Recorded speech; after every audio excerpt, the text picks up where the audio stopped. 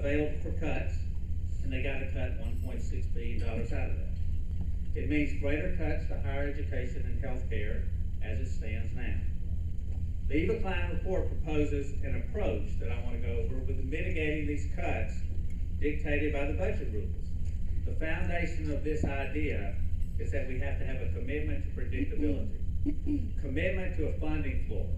We believe it should be 10% or less of the 2011 budget support, state support. Once established, we ask that policy leaders commit to find a way to meet the floor. How do you do that? Well, first is consider moving to more of a price to a market tuition approach, rather than the absolute regulation of tuition by the legislature.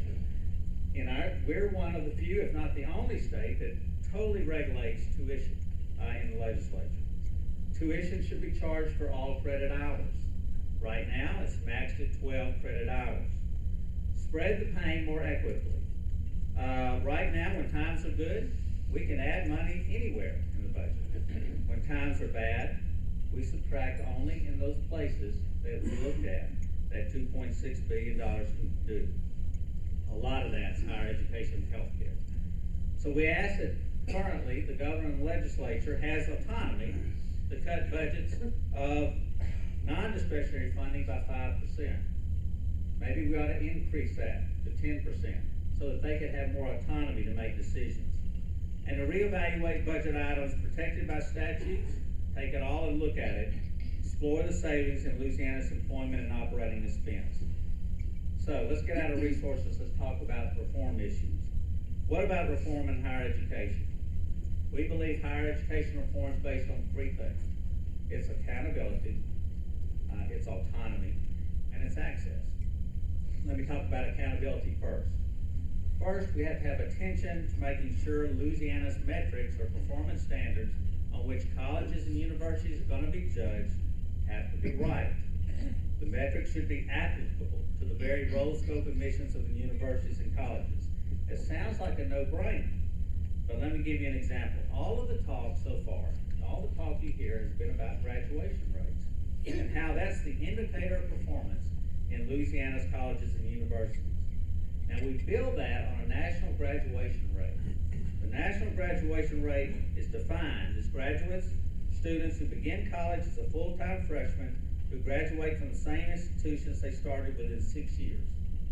These rates don't even factor the non-traditional student, which is those that are poorer, transfer, or part-time students, which happen to make up the majority of the students served in Louisiana. By the formula, only a third, only 1/3 of the students that graduated past the graduation and participated in the ceremony at Northwestern actually counted in their graduation rates. In LSUS, it's 20 to 30%. At Bossier Parish Community College, it's a little over 10%. So we have to pay careful attention to what we're judging people at, and we have to have the right metrics and communicate that with the public. Second, we got to explode the myth that across-the-board cuts are the most fair approach. They're not. Cuts to colleges and universities that are already underserved or underfunded are more critical than cuts to higher education institutes that have more established graduate and postgraduate programs. Across-the-board cuts hurt systems that are already running lean, and we have some of those systems here in Northwest Louisiana. It hurts the smaller colleges. It especially hurts Louisiana's technical colleges. In that regard, we should base distribution of funds less on historical context, more on cost of delivered services and performance. And second, autonomy. The combination of autonomy and accountability is a powerful concept. Autonomy brings efficiencies. Autonomy in tuition. Autonomy for people to look at their purchasing. Autonomy in personnel, benefit regulation, the ability to carry over funds, rapid response to market demand. All of those are important for the future of more efficient colleges. And also a regional community perspective. Rather than just through the eyes of different regulation boards or different management boards that we have, what if the Board of Regents or the legislature demanded regional higher education plans? That each region got together and looked at their whole higher education enterprise, defined where the strong identities are, the niches of excellence are, and worked around it as a region, what if they sat down and talked about articulation and how kids could move from one place to another, reduce duplication? They figured out how to share buildings, share services, collaborate with business and economic development. It would be a change. It would be a great change. And the last thing, accountability, autonomy, and lastly, access. The real savings is not closing whole colleges. Closing whole colleges is not the solution. The future increased enrollment is still a goal of our state. We want more kids in higher education. And the debt load of buildings not producing anything is still going to be part of the state, responsibility to the state. So we have to think more about shared use of colleges and space, cutting underperforming and duplicative programs. And lastly, as we think about access, we need to think about being student-centered. It's a focus on getting students on the bus of higher education, and we don't do that all that well, not as good as we should. And also getting them in the right seat. We don't do that always as well as we should from the beginning, and at the same time, providing a way, a user-friendly system to allow transfer from one place to another as students and people change, as their decisions change, their destinations are different. So think about access as it relates to Shreveport, Bossier. This is a community of 400,000 people. We have to have strong associate programs, we have to have strong baccalaureate programs, and we have to have postgraduate programs in this metroplex. Closing, at the end of the day, the question is this. For us is, how important is education in Louisiana? We as a community, as a people, have to decide the answer to that question. For us in the SB imperative, our answer is it's of extreme importance. It's a moral enterprise. It's about common purpose. It transcends race and economics and political party. Education is the great opportunity provider, and it is the key to the economy and quality of life of our state. So for the SB imperative, it is an investment worth making. Thank you for giving me the opportunity to speak with you. I think we've got time. I'd love to answer questions, as many as we can. Any questions? Yes. Can you give us any update on the TOPS program? I'd heard they were going to have cutbacks, then I heard they would actually increase. Well, I mean, that's all, I think, that's a discussion item, I think, for the legislature that's coming up. In that whenever you talk about higher education and the funding of higher education, it's intricately involved with the TOPS program. So I believe there's going to be some significant dialogue about the TOPS program as it relates to higher education. We're going to have to make decisions about that, about funding that, about standards related to that, and how it can tie into the actual goals of the state as it relates to higher education. So I do think that is going to be a significant discussion in the legislature. I think it's going to be a hot item for discussion in the legislature. And it's all going to be built on what are the goals, what is the real mission of higher education in our state. Yes? How do the education unions feel about your imperative? Well, I don't know if there are any unions in higher education that I know of. The higher education enterprise that I know of, here at least, is welcoming the support of the community. I think it's very difficult to go, to any governing body and go without any support to talk about your issues.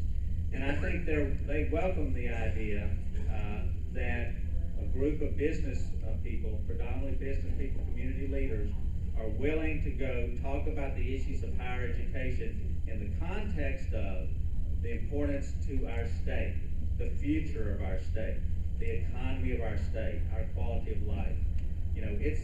There's been a lot of tough talking going on in the legislature for multiple years, and the legislators here can attest to this. and there's a lot of disagreements and concerns related to higher education. And I think we just have to stop a minute and step back and say, okay, we've gone through a rough time, we've had a lot of discussion, a lot of things, water under the bridge. Now, what are we going to do about higher education for our state? Yes. Bill, I see where the governor has floated an idea about merging a couple of schools in New Orleans that have low graduation rates. Yes. What's the imperatives view of that, and is there any more of that being considered in higher education? Well, you know, I can't tell you that I know all of this. I know I don't know all of the discussion behind the scenes. I know that particular issue has been discussed for years.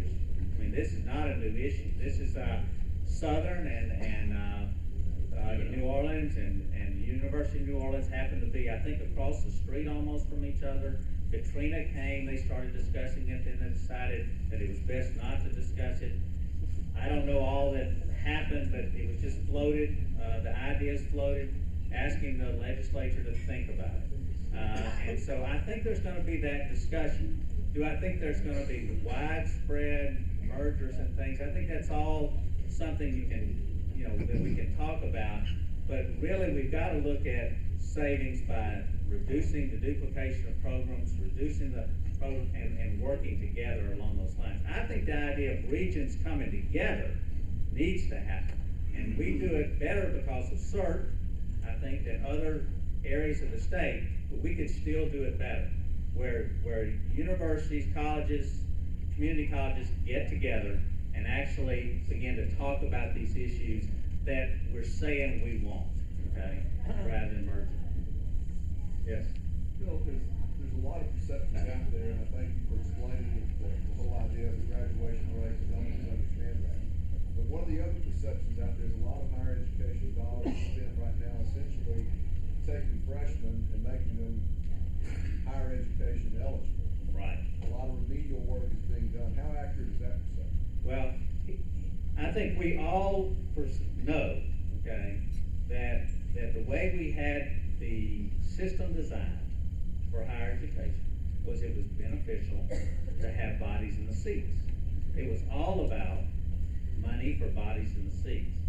I think where we're moving is in a different direction. It takes time to get, of course, in education, it takes a lot of time to get from one place to another place. But this idea, again, of rewarding performance meaning moving people from first to second year, second to third year, and then to graduate them.